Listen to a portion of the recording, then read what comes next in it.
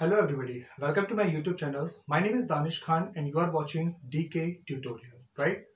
तो जैसे कि आपको याद होगा कि अभी हम लोगों ने लास्ट दो वीडियोस में मैंने आपको पूरा एक चैप्टर करवाया हुआ है जिसको हम लोग बोलते क्या है, subject verb agreement, right?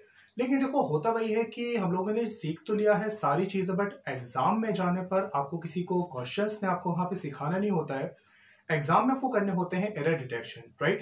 Error detection करने होते हैं, कॉन्सेप्ट्स आपको बनना चाहिए, सारी चीजें सबको इसके अकॉर्डिंग, ठीक है?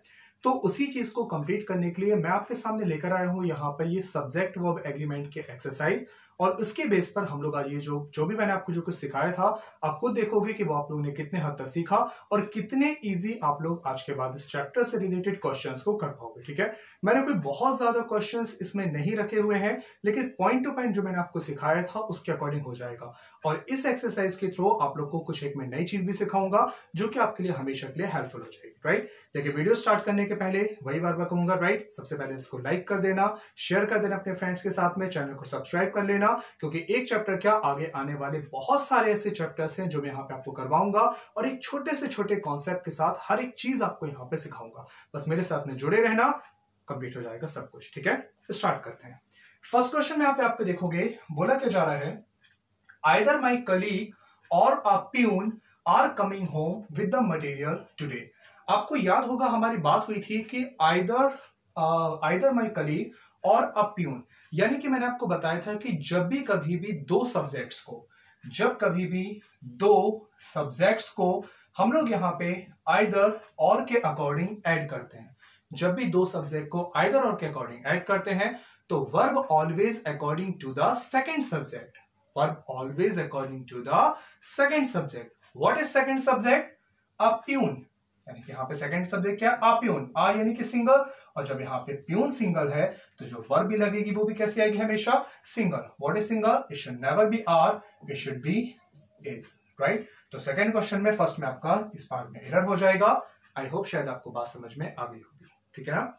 नेक्स्ट आगे देखोगे बोला जा रहा है, the rise and fall of the tide are due to linear influence. The rise and fall, कुछ याद आया?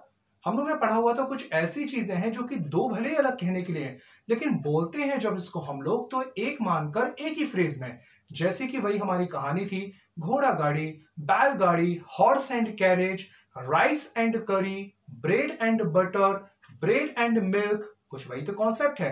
राइज एंड फॉल, उतार चढ़ाव की जो बात करते हैं, राइज एंड फॉल, यानी कि आपका भले ही दो अलग अलग आपको दिख रहा है राइज एंड फॉल, लेकिन दोनों को मिलाकर जब एक ही माना जाता है और उस एक के अकॉर्डिंग ये कहने वाली बात है, तो जो वर्ब होगी वो भी हमेशा एक के अकॉर्डिंग कैसी जाएगी? Singular. It should never be are, it should be is, right? अरे बस ऑन में नेक्स्ट में बोला जा रहा है, the introduction of tea, coffee and such other beverages have not been without some effect nowhere, right? अब इस क्वेश्चन में देखना, एक बात ध्यान रखना, हम लोग यहाँ पे चैप्टर क्या कर रहे हैं? Subject verb agreement.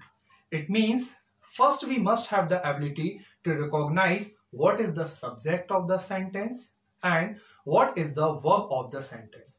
यार सोचने की बात है, जब तक कि सब्जेक्ट और वर्ब आपको मिलेगा ही नहीं तो आप लोग डिसाइड कैसे करोगे कि वो एक दूसरे को एग्री कर रहे हैं या नहीं कर रहे हैं, ठीक है ना? अब अगर आप लोग सब्जेक्ट अगर समझ लो कि सर सब्जेक्ट हो गया टी, कॉफी एंड बेवरेजेस का मतलब होता है पेय पदार्थ, जितनी भी जो ड्रिंक्स होती हैं उसमें लिया जाता। तो एक हो गया टी, एक कॉफी, एक बेवरेजेस। सर तीन चीजों की बात कर रहे हैं, प्लूरल, वर्ब लगा है प्लूरल, तो सही है, ठीक है? बट ध्यान रखना, सब्जेक्ट आपका यहाँ पे क्वेश्चन क्या बोला जा रहा है, मैं दो तरीके बताऊंगा जिसके बेस पर इजिली हर किसी को सब्जेक्ट पहचानते बनने लगेगा। सबसे पहले द इंट्रोडक्शन, किसका? टी, कॉफी, बेवरेज, चाहे किसी भी चीज का, राइट? तो बात किसकी कर रहे हैं? टी की, कॉफी की नहीं, इन सारी चीजों का इंट्रोडक्शन, यानी मेन क्या है? इंट्रोडक्शन, यानी कि what is the subject? The subject is introduction, और इंट्रोडक्शन कोई प्लूरल चीज नहीं है, दैट्स व्हाई इंट्रोडक्शन के अकॉर्डिंग जो वर्ब लगेगी वो singular. It should never B have, it should B has. Getting my point? अब अगर इस तरीके से भी किसी को अगर सब्जेक्ट नहीं पहचान में आए, मैं आपको एक छोटी सी चीज बताता हूं, उसको ध्यान रखना, उसको फॉलो करोगे आपको एक सेकंड में सब्जेक्ट बन जाएगा। एक छोटा सा बच्चा भी होगा, उसको भी सब्जेक्ट निकालते बनने लगेगा, जो मैं आपको तरीका बता रहा हूं, ठीक है? जब कभी भी सब्जेक्ट अगर समझ में ना आए तो एक चीज को देखना, इसके साथ में ये ऑफ कहां पर लगा है। बहुत छोटी सी बात है, हमेशा काम करेगी। सेंटेंस में देखना ऑफ कहां पर लगा हुआ है, जैसे कि introduction of tea, coffee and other beverages, introduction of, right. और ऑफ के साथ वाला जो भी ये होगा, ये हमेशा सब्जेक्ट माना जाएगा। जो भी ऑफ के साथ होगा वो हमेशा सब्जेक्ट माना जाएगा। और अब तो हम लोग इसलिए पहचान जाएंगे, ऑफ जहां पे देखोगे वो सब्जेक्ट हो जाएगा और उसके साथ हमेशा सिंगुलर वर्ब की बात की जाएगी, राइट। नेक्स्ट में बोला जा रहा है there is only one of his novels that are interesting. Meaning समझ के देखो, there is only one of his novels, novels है प्लूरल और लग रहा है कि आर, ये तो सही है, लेकिन मीनिंग क्या है, उसकी नोबल्स में से ओनली वन, उसकी नोबल्स में से ओनली वन है जो कि इंटरेस्टिंग है। तो इंटरेस्टिंग कितनी है, इंटरेस्टिंग तो सिर्फ वन है, और वन के अकॉर्डिंग जो वर्ब लगेगी वो भी हमेशा इस वन के अकॉर्डिंग आपकी सिंगुलर यानी कि आर नहीं, हमेशा इज। और नहीं समझ में आ रहा तो वही फॉर्मेशन यूज कर लो जो कि अभी मैंने किया है, there is only one of his novels. Of के साथ क्या वन, और वन के अकॉर्डिंग जो वर्ब लगेगी वो हमेशा singular. Getting my point. Next, the secretary and principle of the college are attending the district development council meeting at the collectorate, Noida, right? याद करो, कुछ हम लोग ऐसा पढ़ चुके हैं यार कि जब भी कभी भी दो सब्जेक्ट्स को हम लोग एंड से ऐड करेंगे और दोनों को एक ही आर्टिकल से सेटिस्फाई कर दिया जाए, मैंने समझाया था ना, जब भी दो सब्जेक्ट को एक ही आर्टिकल से सेटिस्फाई किया जाएगा वो दोनों ही बंदों को, दोनों ही नाउन्स को एक माना जाएगा और एक के अकॉर्डिंग जब जो वर्ब आएगी वो भी क्या होगा, सिंगुलर। यानी कि आपका सेक्रेटरी और प्रिंसिपल को एक मानेंगे और एक के अकॉर्डिंग जो वर्ब होगी, it should never be are, it should be is. Getting my point. Next, बोला जा रहा है कि many a man haves come to this temptation, come like एकदम बिल्कुल प्रेरित होना या घुटने टेक देना, इस टाइप से हमेशा बोला जाता है। बोला क्या जा रहा है, many a man haves come to this temptation. Many a man, कुछ याद है ना, मैंने पढ़ाया था ना, many, a good many, a great many, तीनों के लास्ट में मैनी है तो उसके साथ में हमेशा नाउन भी प्लूरल और वर्ब भी प्लूरल। और अगर कहीं पर लिखा मिल जाएगा मैनी ए, याद होगा मैनी ए, और इस ए के साथ में जो नाउन होगी वो भी ए के अकॉर्डिंग यानी सिंगुलर, और जो वर्ब होगी वो भी हमेशा सिंगुलर। भाई जब नाउन ही सिंगुलर है तो वर्ब भी सिंगुलर होगी, it should never B have, it should B has. Getting my point, right. Last question में देखोगे, each of the students in the computer class has to type their own research paper this semester, right? जानते हो इस question का मैं आपको answer तो बता दे रहा हूं, लेकिन इस क्वेश्चन में आपके एक दो तीन खास चीजें इसमें यूज हुई हैं जिसके लिए मैं आपको एक पर्टिकुलर वीडियो प्रोवाइड करूंगा, ठीक है? क्योंकि यहां पर एक बात कही गई है, each of the students.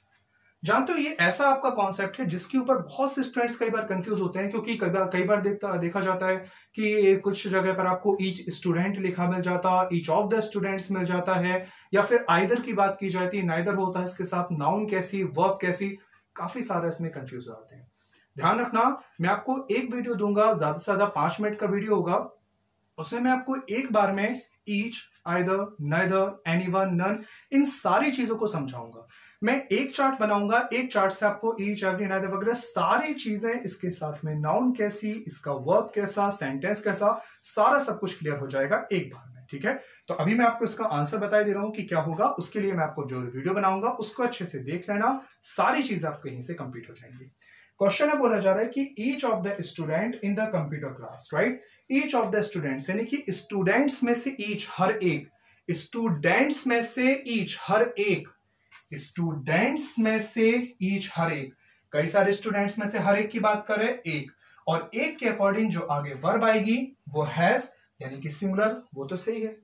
Students में से ईच यानी कि हर एक, स्टूडेंट्स में से एक की बात करेंगे, हर एक यानी कि एक सिंगुलर, तो जो वर्ब है आगे हैज सिंगुलर, वो तो ठीक है, लेकिन आगे क्या बोला जा रहा है, has to type their own. Their, यार देयर तो हमेशा प्लूरल होता ना, स्टूडेंट्स में से ईच, हर एक की बात कर रहे हैं तो एक के अकॉर्डिंग सिंगल आ गया, राइट? आगे जो वर्ब लगी वो भी हम लोग ने सिंगल ले लिया, और उसके साथ में जो प्रोनाउन यूज करें, क्या यूज करें, देयर। अरे देयर होता है plural, it should never be their, it should be his और हर। यहाँ पे या तो हिज या हर की बात की जाएगी, क्योंकि अभी जेंडर क्लियर नहीं, क्योंकि स्टूडेंट्स क्या, वो तो आपका मेल फीमेल कोई भी हो सकता है, राइट। तो जेंडर क्लियर नहीं है, दैट्स व्हाई हिज और हर की बात हम लोग करेंगे। Getting my point. मैंने आपके सामने ज्यादा कोई एक्सरसाइज नहीं ली है, आपको सिर्फ मुझे एक तरीका सिखाना था कि कैसे आप लोग सब्जेक्ट निकालोगे, कैसे वर्क करोगे। आपके पास में जो भी बुक्स हैं, आप बुक से एक्सरसाइज देख लो, नेट पे एक्सरसाइज निकाल लोगे, कोई भी बुक्स को आप यहाँ पे फॉलो करना, आपको जो भी क्वेश्चंस होंगे वर्ब एग्रीमेंट से रिलेटेड, आप देखोगे सारे क्वेश्चंस आपसे बन जाएंगे, राइट। और फिर भी कोई प्रॉब्लम आती है तो मुझे कमेंट बॉक्स में मुझे कमेंट कर देना, और जो भी होगा उसके लिए मैं आपके लिए लेकर आ जाऊंगा, राइट। वीडियो अच्छी लगी हो तो लाइक करके सब्सक्राइब कर देना, शेयर कर देना, और जब तक मैं हूं तब तक इंग्लिश में बिल्कुल ही परेशान मत होना, सारे चैप्टर्स आपके यहाँ कंप्लीट करते जाऊंगा, right. Okay, bye bye, take care, good luck.